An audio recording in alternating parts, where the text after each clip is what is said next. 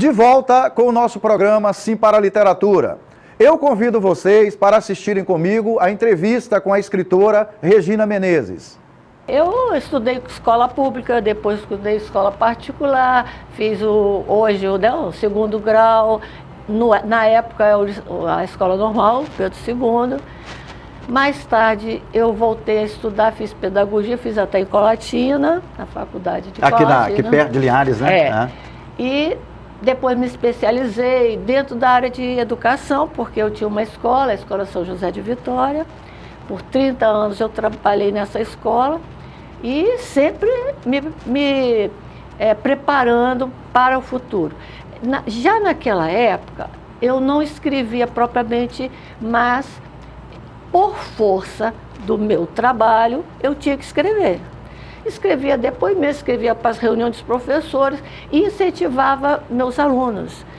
E naquela época eu fiz um livro com poesias dos meus alunos, há muitos anos atrás. Um instrumento de incentivo, né? De incentivo. Porque a criança, quando você tem muitas formas de botar a criança para trabalhar, escrever, sem ser aquela obrigatoriedade de fazer uma redação com tema tal.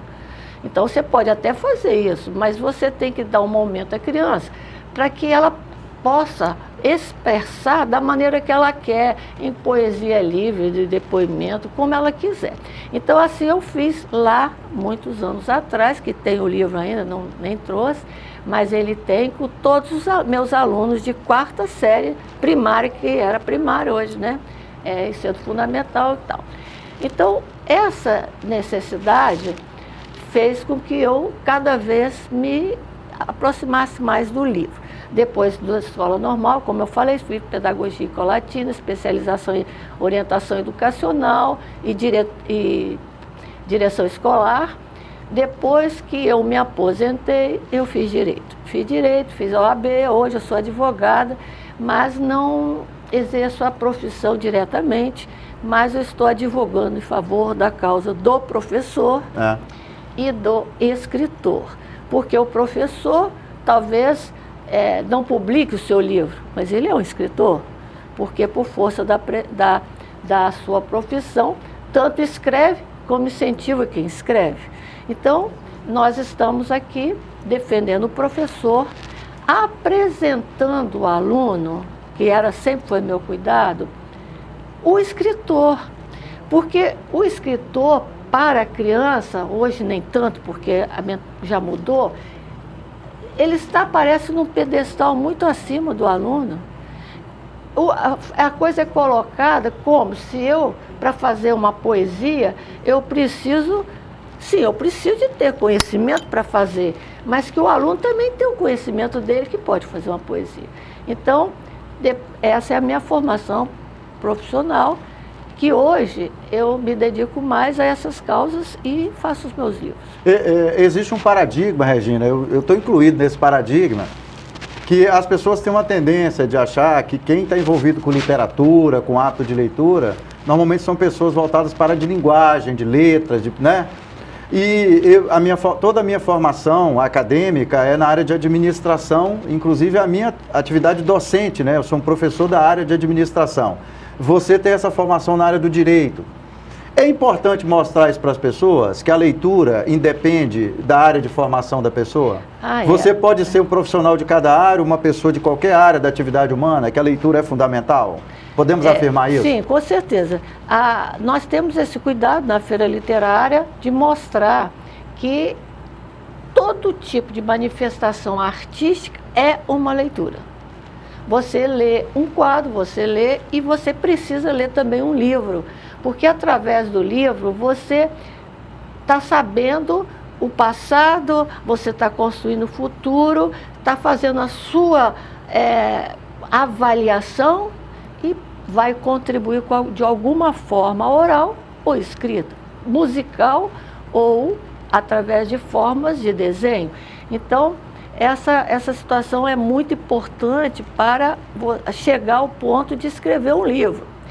E eu gostaria de colocar aqui a dificuldade e falta de recursos que a gente tem, não só para fazer o livro, como para realizar uma feira literária. A cultura do nosso Estado, os poderes públicos precisam reconhecer a importância do livro. O professor sabe disso, ele sabe, mas na hora de escolher um livro de literatura para o seu aluno, essa escolha é feita de cima para baixo.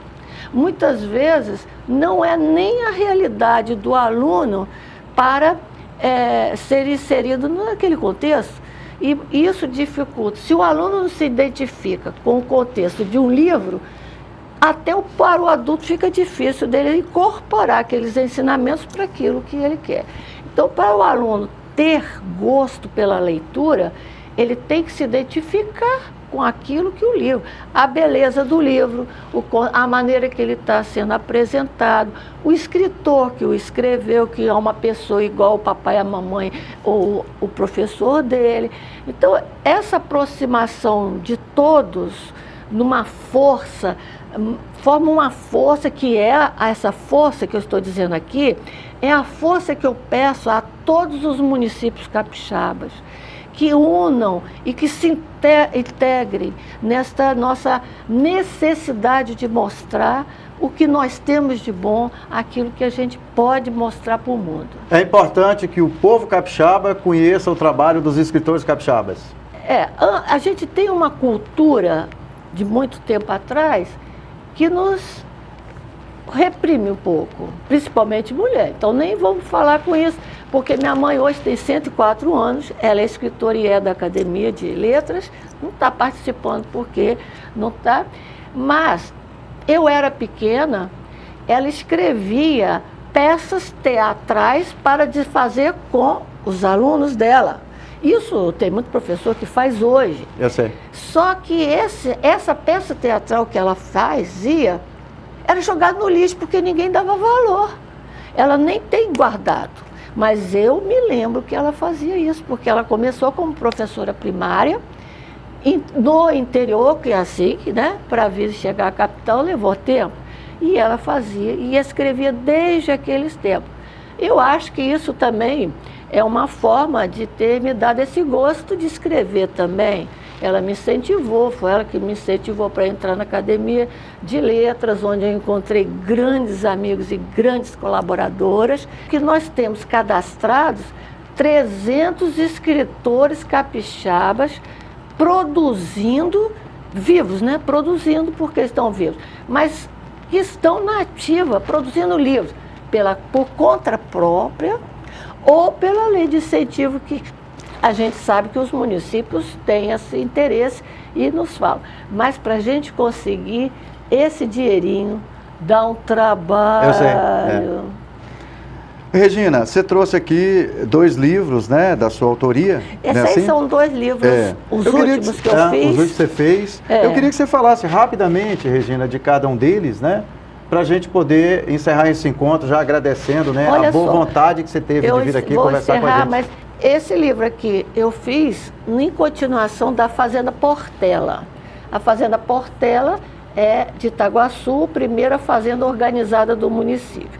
Quando eu estava pesquisando sobre a Fazenda Portela, eu comecei a sentir que no mesmo momento, mesmos anos, os emigrantes estavam descendo Santa Teresa, Santa Maria de Jetibá, Caldeirão e chegavam em Itaguaçu. Então, eu fiz esse, que é a história de Itaguaçu, uma pesquisa muito linda. Eu queria que você depois emitisse até a sua opinião, depois que você... apresentar no nosso programa aqui.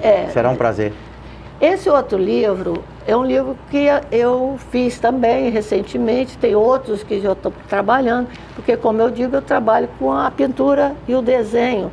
E a arte da capa, você disse que é obra sua? Toda né? a arte, todos os desenhos da capa, eles são... As ilustrações internas? As ilustrações internas, eles vêm com um desenho meu. Esse livro, ele tem um valor sentimental porque quando a gente... não queria cachorro mais não. E um dia na praia de Peracanga tinha um filhotinho jogado fora. E a gente pegou, se afeiçoou muito a ele veio muito doente e foi para veterinário, tomou soro, aquela história toda que muitas pessoas estão fazendo agora. Então a gente escreveu a história dele. e ilustrou. Memórias Do Barão de Peracampo. Barão de Peracanga. Barão foi o nome que minha mãe deu, e Peracampo, porque foi encontrado em Peracampo, Ok. no Guarapari. Caros telespectadores, foi um prazer e um sinal de prestígio contar com a sua audiência nesta edição do nosso programa Sim para a Literatura. Para que vocês tenham acesso a outras edições do nosso programa, acesse a nossa página no Facebook. Entre em contato conosco através do e-mail simparaliteratura@gmail.com. Agradecemos a sua audiência em Vitória e Grande Vitória através do canal 20 da TV RCA. Muito obrigado.